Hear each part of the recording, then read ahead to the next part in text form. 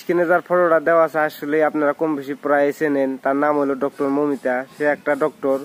তো বহুত মাসেরই সে উপকার করছে, জান বাঁচাইছে।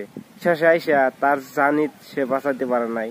কারণ কিছুগুলা সমাজে মানুষ থাকে, খারাপ মানুষ থাকে, তাদের জন্য আমাদের মা বোন সুরক্ষিত না।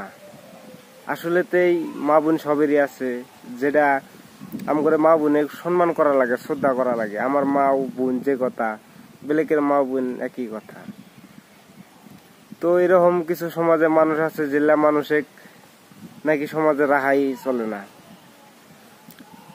তো যাই হোক, ডক্টর মমিতা সে একটা ডক্টর আসাল, তাকে সে একটা ডক্টর, তারপরে সে হসপিটালেও সুরক্ষিত না। তাহলে কোনে যা একটা মেয়ে মানুষ সুরক্ষিত থাকবো? মমিতা 18 জন মানুষে রেপ করছে, কইরা শেষে মাইরা ফেলাইছে। মানে কত কষ্ট দিছে, বহুত কষ্ট দিয়া তারপরে মাইরা ফেলাইছে। তারপরে তার শরীরে 113টা কামড়ের চিহ্ন। তাহলে হয়তো আমরা জানি যে বাঘের হয়তো বড় বড় নখ থাকে, বাঘে খামচাইলি তার শরীরে চিহ্ন থাকে, কামড়ে দাগ থাকে। কিন্তু ডক্টর মমিতার শরীরেও 113টা কামড়ের চিহ্ন।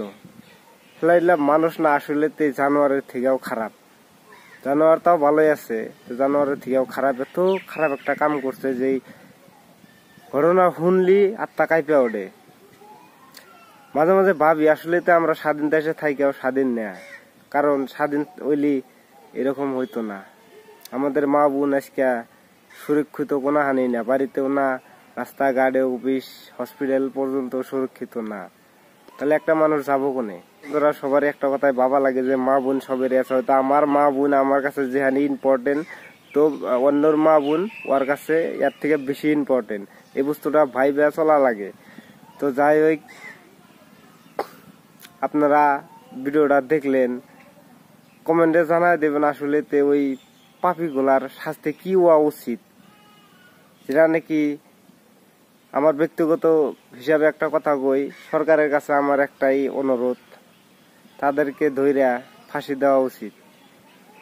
তাদেরকে যদি এমনি এমনি ছেড়ে দেওয়া হয়, কারণ ভবিষ্যতে আরো এরকম ঘটনা হইতে পারে, তো তাদেরকে যদি ফাঁসি দেওয়া হয়, আমার মনে হয় ভবিষ্যতে এরকম কাম কেউ করতে পারবো না।